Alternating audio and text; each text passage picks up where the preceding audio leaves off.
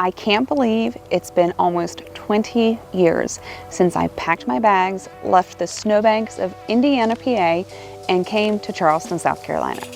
Let me tell you, trading snow shovels for sweet tea and flannels for flip-flops, it might sound simple, but there's a whole lot more to this story. So grab a snack and get comfortable, because today I'm diving into my crazy journey that brought me here and everything that's happened since. I had to dig a bit to find some of the pictures that I'm using in this video, because a lot of them were printed. I couldn't just pull them from my Facebook account, so I hope you'll enjoy the trip down memory lane.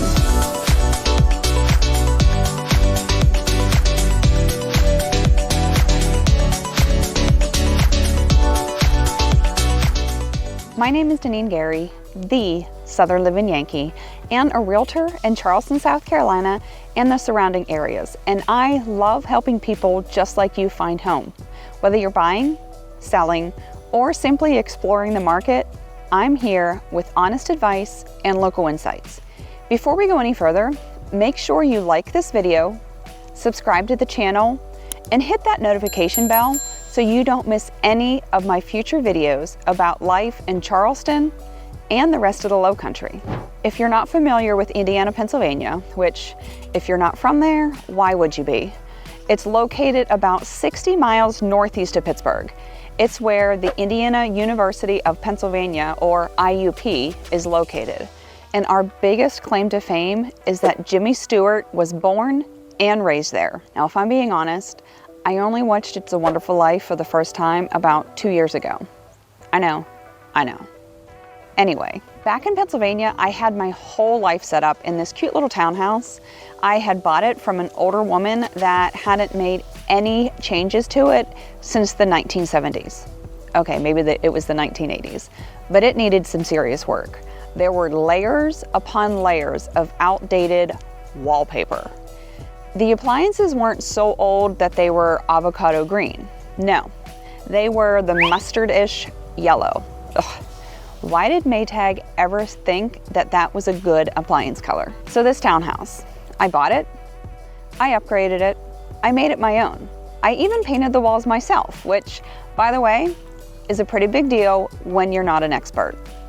But I'm happy to say that I didn't end up with paint all over the ceiling by the end, so I guess I was pretty good at it. I'd added my own touches, had all my stuff and my routine, and at first I thought, what could be better than this? But then reality hits. I was commuting 60 miles one way to Pittsburgh to work for an environmental engineering firm, which I loved, but let's talk about the winters.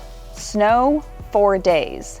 I actually upgraded my Honda Accord for a CR-V so that I could have some all-wheel drive for those snowy days, because when you're an adult, you don't get snow days.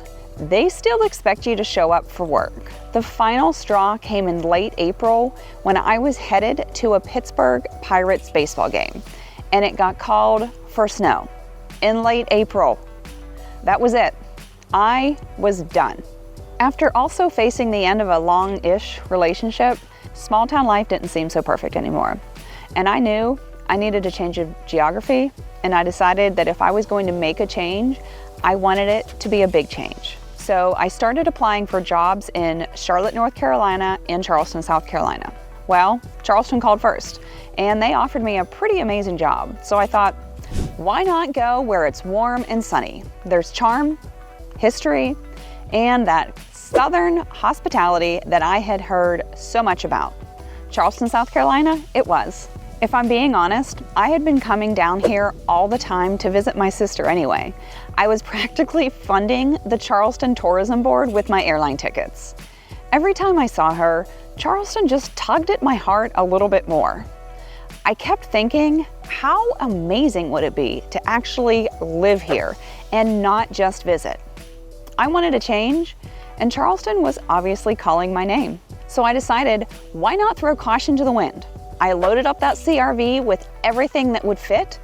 I didn't bother with a realtor. I figured I'd live with my sister until I could find a house. Well, that surely didn't work out. Have you ever lived with your sibling? Not the best idea. Charleston was like a dream. Rainbow Row, the Battery, Seeing it all in person and living here was surreal. I was just this PA girl standing in the middle of history thinking, is this real life? I'd made it.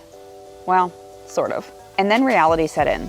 You guys, no one prepared me for that constant southern heat.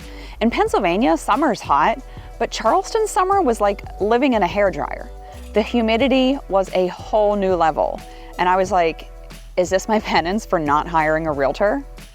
I'd leave the house at 7 a.m. and I would still be drenched.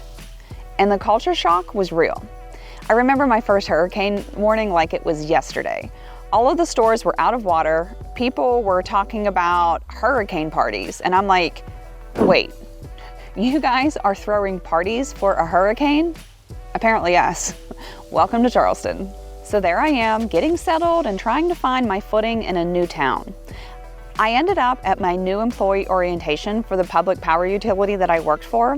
And who should I meet there? My future husband. It was like one of those rom-com moments, minus the slow motion and the cheesy music. I'm just kidding. It was nothing like that. It was actually me that approached him and a friend of his. But I made it 100% clear that I didn't want any kind of romance. I was just looking for some friends in my new city. Little did I know that I was meeting the guy who I would be with for the next 19 years and counting. Fast forward, now we've got 2 amazing kids who are just the best. And Charleston has become a place where we've all really grown up together in a way. And I'm not the only one who moved down here. As soon as I got here, I started sending my parents real estate listings. And it really didn't take long for them to decide to join us too. They live on the lake now, which is perfect for all of those grandparent bonding moments. We've got this whole setup with family dinners every Sunday, and it's become this amazing family tradition. There's something special about having all of us here, close enough for the big and the little things in life. And I really wouldn't trade it for the world. So let's talk about some of the things that I had to learn pretty quickly.